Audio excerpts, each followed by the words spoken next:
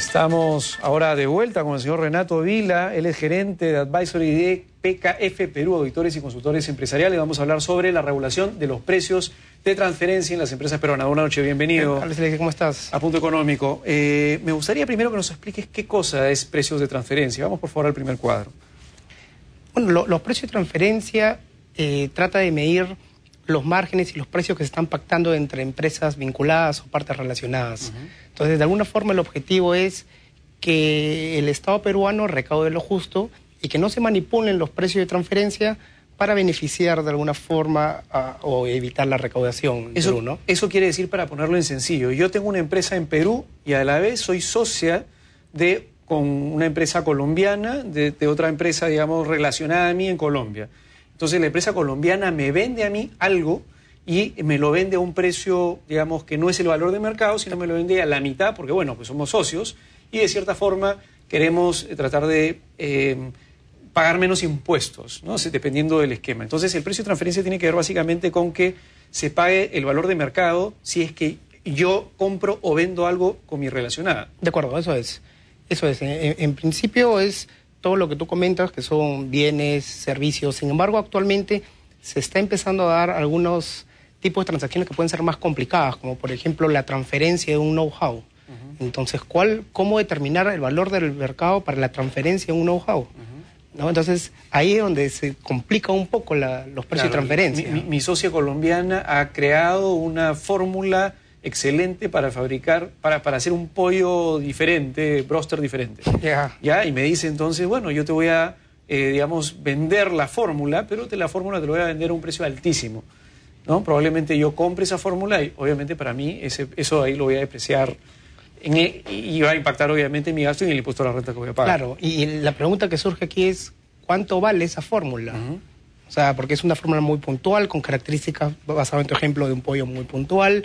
Entonces, si eso lo llevas, por ejemplo, al mercado de intangibles, cosas de marcas, regalías, copyright, se vuelve algo muy complicado, ¿no? Claro. Ahora, vamos a ir, por favor, con la diapositiva que nos has traído. A nivel mundial, digamos, Perú no es que esté aislado de este tema, es un tema mundial, en realidad, el tema de precio de transferencia. Coméntanos este tema, por favor. Mira, como puedes ver, el 60% al cierre del año pasado de las operaciones están a través de grupos multinacionales. Entonces, ¿qué pasa acá? Perú recién es aplicable a partir del 2004, sin embargo ya es exigible a partir del 2006. Entonces, por un lado podemos pensar, sí, Perú ha entrado un poco tarde en el tema, lo cual es cierto, pero a su vez también ahora se ha convertido en una ventaja. ¿Por qué? Porque el Perú puede recoger las experiencias que ha pasado en países vecinos, ¿no? Como México, Argentina, Chile, que han iniciado años atrás. Entonces, como te comentaba, la idea es un poco elevar la presión tributaria y esta es una forma, vía los precios de transferencia, de poder elevar la recaudación, ya que a la fecha no hay fiscalizaciones aún por parte de la administración tributaria.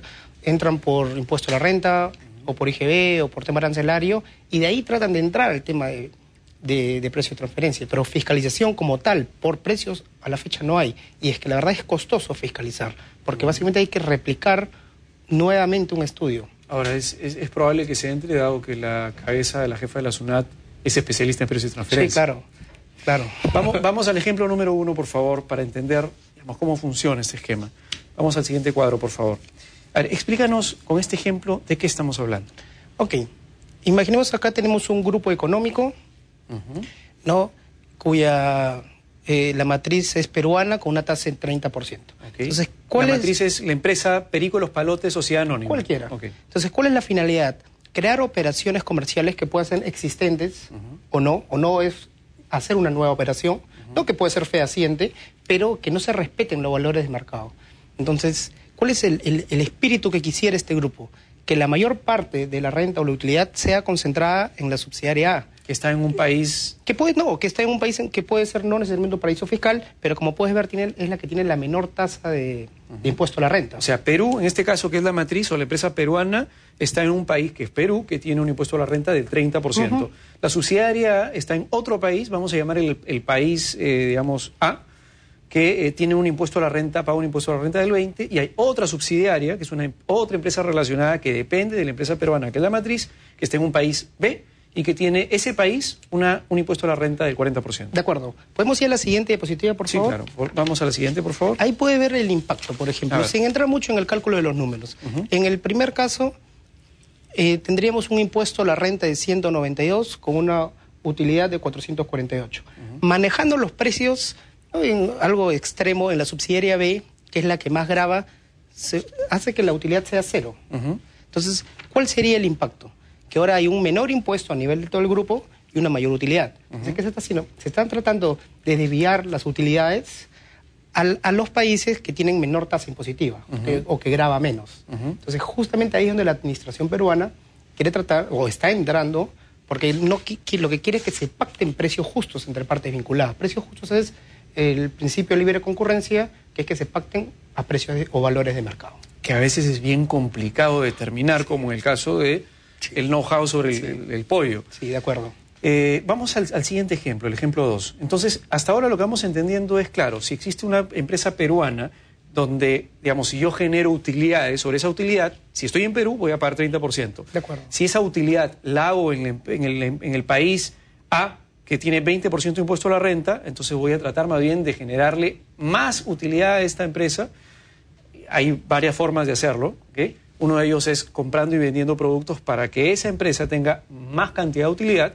Y obviamente, la utilidad que iba a tener acá, la destino al otro lado, y allá como pago el 20% y acá el 30%, obviamente allá pago el 20%, termino pagando menos tributos. De acuerdo, eso es. E incluso esto se puede generar en Perú, donde ambas empresas están en 30%.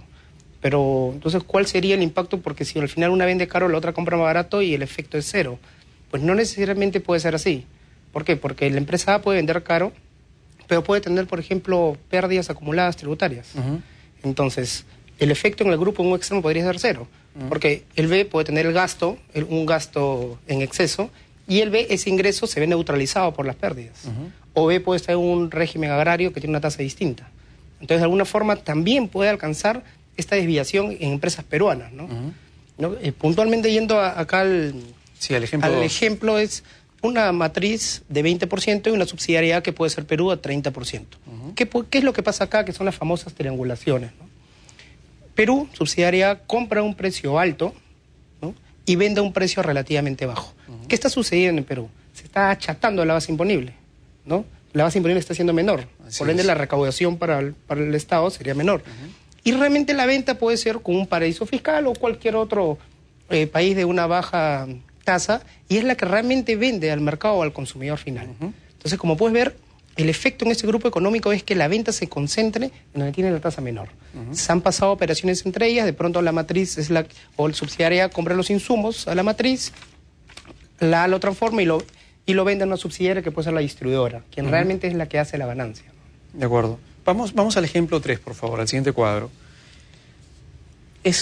A ver. Lo que quise mostrar acá, que esto no es ajeno. O sea, esta es una situación que está pasando en el mundo. Esto es, por ejemplo, en el caso de Facebook. Facebook, empresa que todos conocemos, pasó un tema en Inglaterra, puntualmente, que la Administración Tributaria de Inglaterra no cree que el impuesto que está pagando sobre las ventas, que es menos de 1%, sea correcto. Entonces, ¿qué es lo que está pasando? Que Facebook Inglaterra está desviando las utilidades para Irlanda, que tiene una tasa de impuesto menor. Entonces, de alguna forma, esto no es ajeno, ¿no?, para el Perú. Esto pasa en todas las partes del mundo, ¿no? Ahora, vamos un poco al tema de la normativa. ¿Qué es lo que dice la normativa?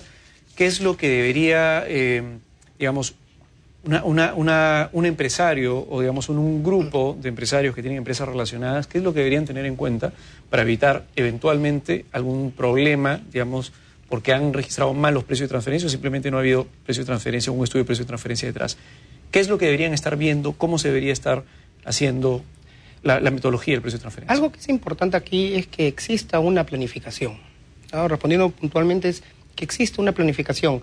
Los precios de transferencia no les están dando la importancia que se debe, solamente el contar con el estudio y guardarlo en el cajón.